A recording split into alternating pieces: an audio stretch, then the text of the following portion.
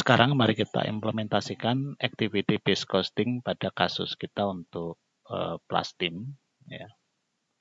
Of Exhibit 53 memberikan gambaran secara ringkas apa yang kita lakukan. Pada tahap pertama kita menentukan cost object yaitu S3 dan C5 lensa tadi sebagai cost object akhir. Kemudian pada tahap kedua kita mengalokasikan direct cost tadi pada analisis terhadap biaya overhead ditetapkan bahwa mold cleaning dan maintenance dapat langsung diidentifikasikan ke cost object ultimate ini. Langkah ketiga adalah kita dan keempat bersamaan kita mendesain cost pool yang nanti tidak bisa secara direct akan kita alokasikan dengan basis alokasi. Kita mendapatkan ada 6 cost pool untuk untuk indirect cost kita, design activity, machine molding, machine setup activity, molding machine operation activity, shipment setup activity, distribution activity, dan administration activity. Lalu kita tetapkan basis alokasinya apa masing-masing tadi, sehingga kita menemukan tarif per cost driver. Nanti kita langkah kelima mengalokasikan tadi semua cost tadi ke cost drivernya sehingga kita memperoleh direct dan indirect cost, lalu kita hitung total cost. Itu secara keseluruhan yang akan kita laksanakan dalam merancang activity based costing system untuk Plastim. Langkah 3, 4, dan 5 dapat diringkas dalam tabel berikut, di mana kita menentukan aktivitasnya apa saja tadi berdasarkan cost pool-nya. Lalu kita tentukan hierarki dari cost-nya untuk desain ini product sustaining, setup itu pada batch level, machine operation pada unit level, shipment setup pada batch level, distribution pada unit level, dan administration pada facility sustaining.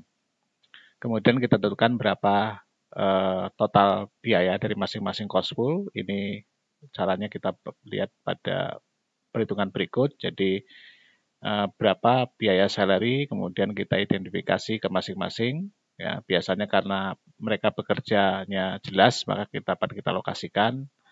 Lalu wages support staff, mungkin ini perlu kita alokasikan dengan cara tertentu. Depreciation berdasarkan luas lantai, maintenance dengan dasar tertentu tadi. Jadi ada alokasi dari sumber daya atau cost ke masing-masing masing-masing aktivitas ini. Ya, jadi bagaimana itu dialokasikan. Nah, alokasi ini menggunakan tadi apakah dasar tertentu, misalnya engineer menghabiskan waktu untuk kegiatan-kegiatan tertentu, dan ini semuanya di riset sehingga kita bisa tahu mengalokasikan semua biaya indirect ke dalam aktivitas masing-masing.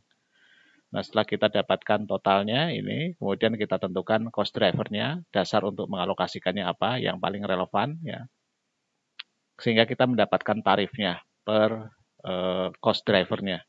Dan kita jelaskan kenapa kita menggunakan cost driver ini untuk mengalokasikan.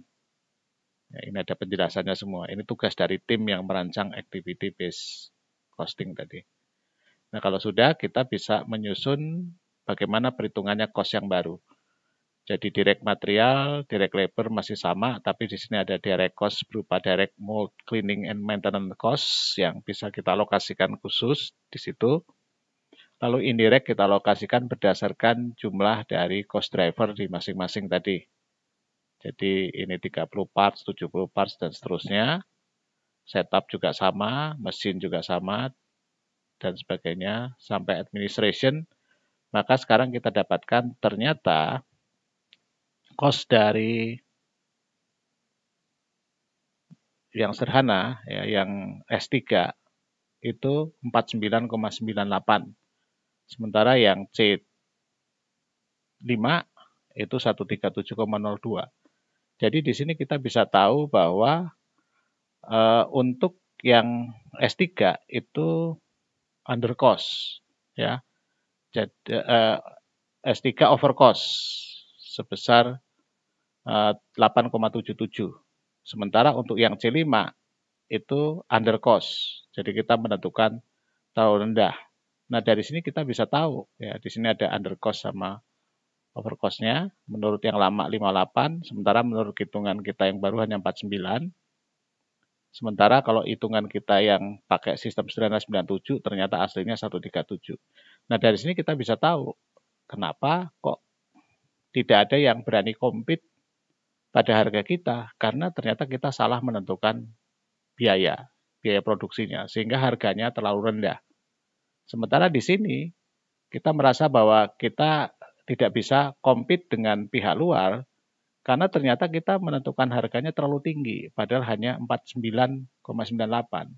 Artinya dalam situasi seperti itu, ketika ada yang menawar dengan harga 53, kita juga berani, karena kita ternyata harganya jauh lebih rendah.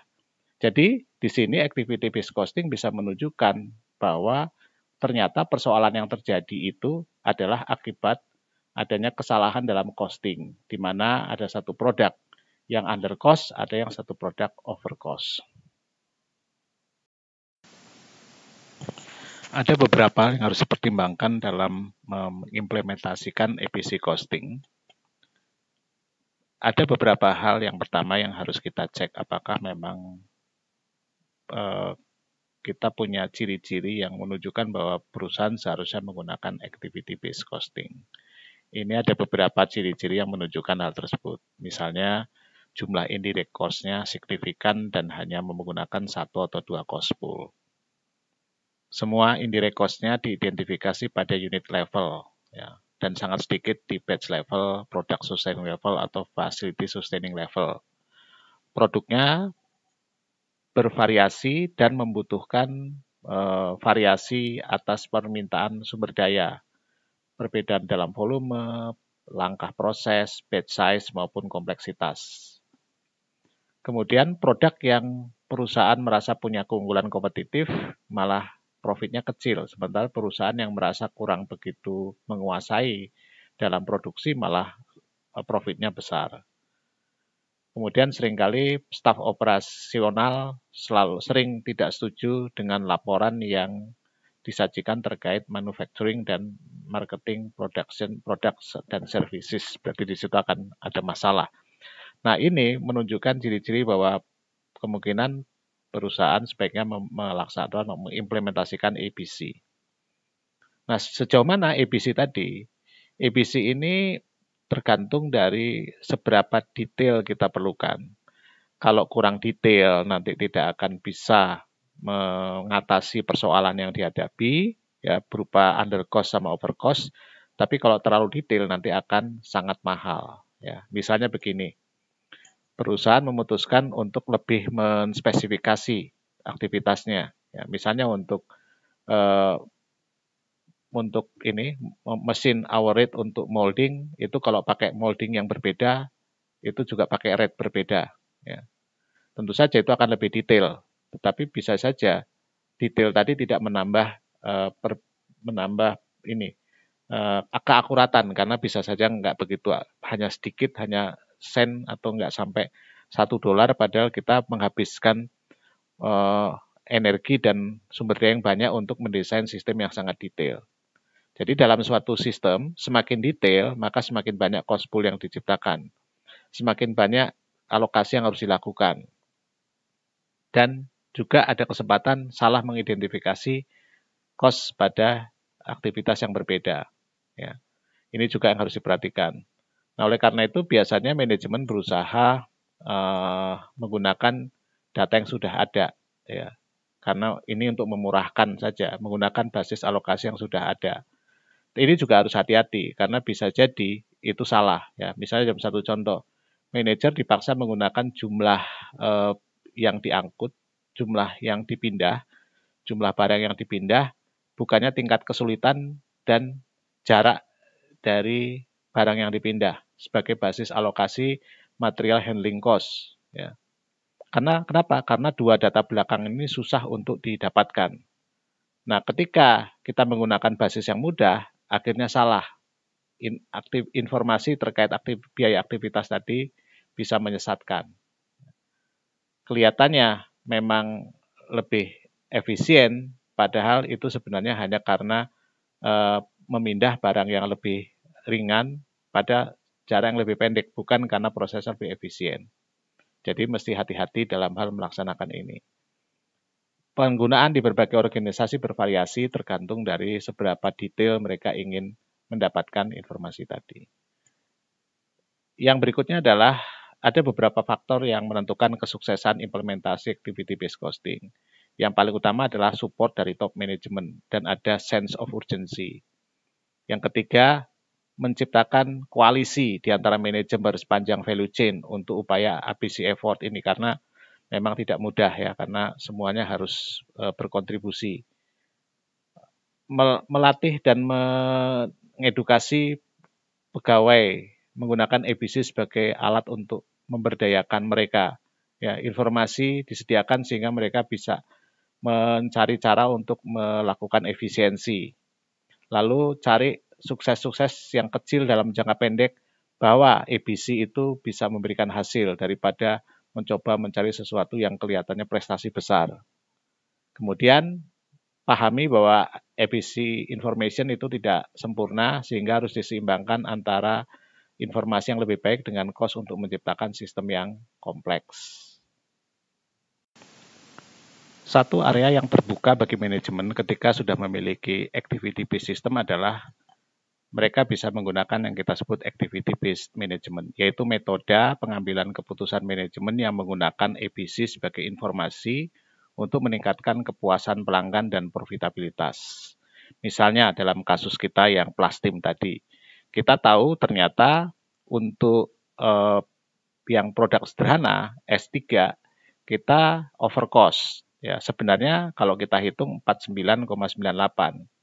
Nah, ketika Giovanni menawar dengan harga 52, mestinya manajer confident, oh harga cost kita hanya 49, jadi kita siap. Apalagi kalau nanti juga activity based costing dapat digunakan untuk membuat efisiensi dalam proses produksi sehingga cost-nya bisa di bawah 49,98. Nah, kalau informasi sebelumnya itu menunjukkan bahwa tawaran 53 ini rugi. Dan kalau kemudian digunakan sebagai basis dan memutuskan untuk memutus kontrak dari Giovanni, maka sebenarnya Plastim akan semakin merugi karena mereka sebenarnya menutup atau menghentikan barang atau penjualan yang sebenarnya profitable. Sebaliknya di sini pada yang kompleks ya kita menghitung 97 pakai basis yang sederhana, tapi begitu ABC 132,07. Nah, ini juga menunjukkan indikasi bahwa ternyata kita masih belum berpengalaman dalam membangun produk yang kompleks. Kita harus mengurangi terus biayanya sehingga bisa memperbaiki margin atau kalau bisa ya meningkatkan harga ini karena ternyata cost-nya kita lebih besar. Lalu ABC juga akan lebih membantu memberikan fokus kepada manajemen dalam mengurangi biaya, memperbaiki proses. Karena mereka bisa tahu berapa informasi dari setiap aktivitas. Jadi target penghematannya adalah bagaimana mengurangi biaya per aktivitas atau mengurangi jumlah aktivitas tanpa menyebabkan customer merasa tidak dilayani dengan baik atau actual dan perceived value-nya masih tetap sama. Nah, tentu langkah pertama adalah mencoba mengurangi yang kita sebut non-value added activities. Ya. Cara berikutnya adalah mengendalikan cost driver-nya. Ya. Kalau bisa kita kendalikan, maka itu kita bisa menghemat dalam jangka panjang. Karena jumlah aktivitas yang akan digunakan lebih sedikit, dalam jangka pendek tidak kelihatan, tapi dalam jangka panjang kelihatan. Nah, supaya itu bisa mempengaruhi dalam jangka panjang, maka setiap ada penghematan itu harus dikeluarkan dari cost-nya, dimasukkan sebagai variance yang sifatnya unfavorable karena kelebihan kapasitas. Ya. Polanya sama. Nah, jadi di sini diambil contoh misalnya dalam tabel berikut ya, ini ada distribution yang diproses dengan cara baru, kita bisa mendapatkan kalau sebelumnya 4,35 untuk S3 lens, sekarang 3,67. sehingga per unit ada penghematan 0,75. Hal yang sama untuk C5 lens, ada penghematan 1,5, sehingga masing-masing ada penghematan sebesar 45 ditambah 22,5. Nah, jadi kembali dalam jangka pendek, kita hanya mengalokasikan ke produk cost sekian, sehingga savingnya kelihatan, tetapi selisih tadi, karena sekarang hanya 324 dibandingkan sebelumnya 391, maka selisihnya ini tadi unused itu dari distribusi itu dilaporkan terpisah menjadi bagian yang menunjukkan bahwa ada penghematan yang nanti bisa berpengaruh dalam jangka panjang. Kemudian juga activity based costing bisa membantu manajemen untuk melihat efek dari desain produk yang sekarang atau proses yang sekarang terhadap aktivitas dan biaya, dan bisa mengidentifikasi desain baru yang bisa mengurangi biaya. Jadi misalnya, oh ternyata ada kompleksitas, kita bisa mengurangi jumlah parts, hingga pada akhirnya juga akan mengurangi material, labor, mesin setup, dan sebagainya, dan juga akan mengurangi scrap, sehingga akhirnya akan menghemat biaya. Jadi dengan melihat aktivitas yang ada dan meneliti dengan mendalam apa yang menyebabkan kenaikan biaya tadi, maka kalau drivernya bisa kita kurangi, misalnya tadi ada karena kerumitan, jadi banyaknya jumlah parts, kalau kita bisa mengurangi jumlah parts, itu akan banyak sekali mempengaruhi biaya yang lainnya, mulai dari persediaan, cara bekerjanya, mesin setup, dan sebagainya. Kemudian juga pada tahap berikutnya, dengan activity based costing, ya, manajer dapat melakukan analisis atas actual cost dan dengan mengidentifikasi cost pool dan cost rate. Kemudian mereka bisa menghitung budget rate. Ya. Pada akhir tahun dievaluasi lagi antara aktual sama budget. Kemudian mereka membuat penyesuaian untuk over dan under allocation. Dengan demikian mereka bisa memperbaiki rate-nya, mungkin bisa menyesuaikan lagi penganggarannya sehingga pengelolaan dan perencanaan aktivitas dapat dilakukan dengan lebih baik. Berikutnya adalah activity based costing, itu kita coba tandingkan dengan departmental costing. Ya. Nah, kita belajar pada nanti di departmental costing itu bisa saja perusahaan menggunakan lebih dari satu tarif overhead. Biasa bisa per departemen, bahkan dalam satu departemen dapat dirinci menjadi beberapa cost pool, ya, atau kita sebut sub department. Nah, pada dasarnya dua hal ini menggunakan pola yang sama. Jadi di mana membuat alokasi itu lebih rinci kepada setiap produk. Tetapi bedanya pada activity based costing itu bisa diarahkan kepada aktivitas-aktivitas yang sebenarnya pada dasarnya itulah yang memunculkan adanya biaya. Jadi cost driver dengan aktivitas yang bisa kita identifikasi itu bisa menunjukkan sebenarnya pada level aktivitas tertentu apakah ada aktivitas yang bernilai tambah atau tidak, atau apa yang mendrive cost sebenarnya. Bedanya pada departemen costing system kita tidak dapat mudah mendapatkan informasi tadi karena dia hanya proses alokasi saja. Jadi kita harus mempelajari lebih mendalam apa yang terjadi dalam departemen supaya kita bisa melakukan penghematan. Ya. Oleh karena itu, yang membedakan adalah pada activity based costing ini, kita malah bisa membuat teknik yang berdasarkan departmental costing tadi lebih refine lagi, lebih baik lagi, dan dapat kita gunakan untuk membantu kita mengelola biaya dengan lebih baik. Terakhir, activity based costing banyak juga digunakan di perusahaan jasa maupun perusahaan dagang, ya. Ini beberapa contoh, silakan dibaca sendiri bagaimana juga digunakan di sektor publik. Contohnya di sini di US Postal Service. Silakan pelajari sendiri bagaimana activity based costing dapat digunakan untuk memperbaiki pengelolaan biaya pada organisasi-organisasi yang bukan organisasi produksi, yang jasa dan layanan. Ini akhir dari materi kita, silakan kerjakan question 8 sampai 15, exercise 17, dan problem 33 sampai 42. buku Hongen, Selamat Belajar.